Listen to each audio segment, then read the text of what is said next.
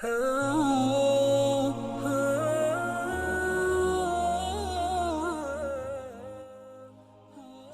alaikum wa rahmatullahi wa barakatuh. I am Faisal Kalim Malasigan and I will be discuss to you the topic of custom and usage, which are the customs in general, the influence of customs in Islamic jurisprudence, and examples of customary rules. The customs and usage. So the term custom generally means that which a people or a section thereof have become accustomed to doing. So ang ibig sabihin ng accustomed, it is a common or a habit of a nation. Like for example, in the elections of president, senators, mayors, and so on. So it is a habit or an important part in a nation dahil may maaatasang mamuno sa isang bansa or sa isang lugar for the sake of growth of the economy of the country or the nation, and their social life and their expression of civilization. It means the complex human society. Custom is a product of two principal factors, which are the nature of a country and the national spirit. So the nature of a country, it can refer to the phenomena of the physical world and also to life in general. The national spirit, it is a modifier that describes unique or disadvantages of countries. So it grows in strength and popularity by means of imitation, which transfers and implants in the lives of the peoples. Customs are of different types, which are transactions, rights, mores, behavior, and etc. So for the transactions, for example, the shared benefit between the buyer and seller has not affect the transaction value. For the rights, an example of custom is a wedding gown that the bride designed herself. It is an example of custom rights. For mores, for example, have tended to withdraw and develop self-sufficient society of their own. For behavior, whether you are meeting at a Muslim friend's home or doing business in a Muslim country, there are certain social grace, custom, and behavior which, when understood, can help avoid unnecessary complication of hearts and so on. Customs, like other social phenomena, differ with different territories and times. For example, the question of wearing a headdress, as quoted by Al-Shatibi in his analysis of customs, he says, bareheadedness was regarded as a bad habit and flaw in trustworthiness by the people of the Eastern Territories in this day, while it was not considered so by the people of Western Territories.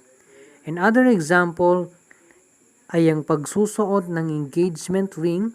Sa ibang country, isinusuot ito into the right hand upon the engagement and reverse naman sa ibang lands or in the left hand nila sinusuot yung engagement ring.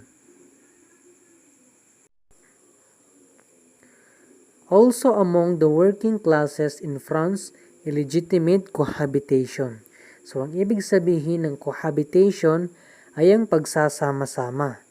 And it is not considered sufficient ground, meaning enough to meet a need or a purpose.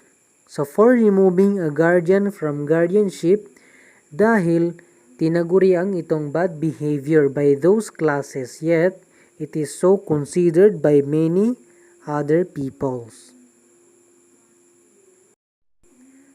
So customs ay isa sa mga original source in the history of Roman law. So it was first complied in the Dodecim Tabulae. So the law of 12 tables. So in France, as we have already observed, custom was the law of the northern provinces known as the country of customary law. So in England, the United States, as we have seen, the common law is one of the source of law. However, most of the old customs have now been embodied in the court decisions in the form or precedents which cannot be ignored.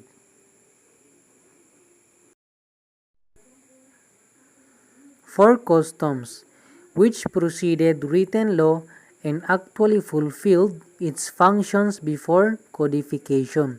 So, ang ibig sabihin ng codification, the action or process of arranging laws. So, still supports, interprets, adjusts, and revitalize written law. So, it will still act as a link between the past and the present and between the present and the future. So let's proceed to the influence of custom in Islamic jurisprudence. So the Muslim system also recognized the force of customs and usage in establishing rules of law. So the validity of such laws rests on the principles somewhat similar to those of ijma. So the term ijma is an Arabic term referring to the consensus or agreement of Islamic scholars on a point of Islamic law. So with the rise of Islam, texts based upon the Quran and the tradition became the basis of legislation, while custom diminished in importance.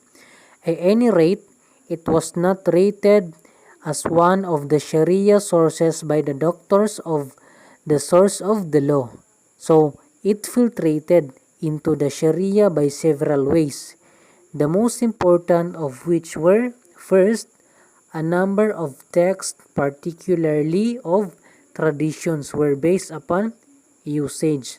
Second, that part of the Sunnah based upon the tacit approval of the Prophet comprises many of the Arab custom, that is to say, the Prophet was silent on, and acquiesced in a number of commendable customs based upon the Prophet's Sunnah.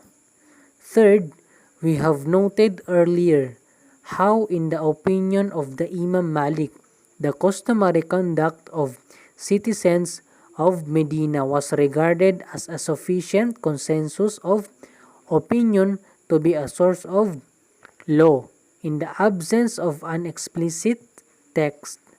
So, the conduct of citizens of Medina was in most cases based upon customs and usage, old and contemporary, which had predominated in that commercial city.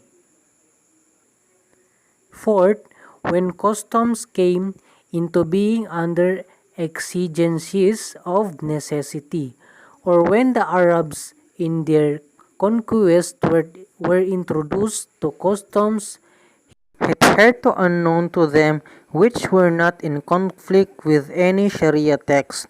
Such customs made inroads into the Sharia by means of consensus of jurists or other sources of law, such as preference or istihsan or public interest. So we have already explained these sources and the principles of changeability of legal rules.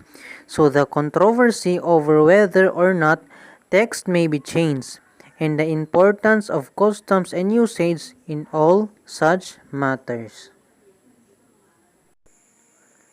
The examples of customary rules. So custom has been defined as those recurring practices which are acceptable to people of sound nature. So customs are either general and of universal acceptance, or belong to a particular country or a particular generation. So in both cases, they have legal effect. Thus, one of the general maxims is that customs is authoritative. So Al-Qadi Hussain Al-Mawadrudi described custom as one of the four pillars upon which jurisprudence rests. So the Majalla gave expression to this view. Thus customs is authoritative, that is to say custom, whether public or private, may be invoked as a ground to a legal precept. So that's all for my report. The remaining topic will be discussed by my groupmate Junaisa Mercado. So wa shukran, wassalamu alaikum wa rahmatullahi wa barakatuh.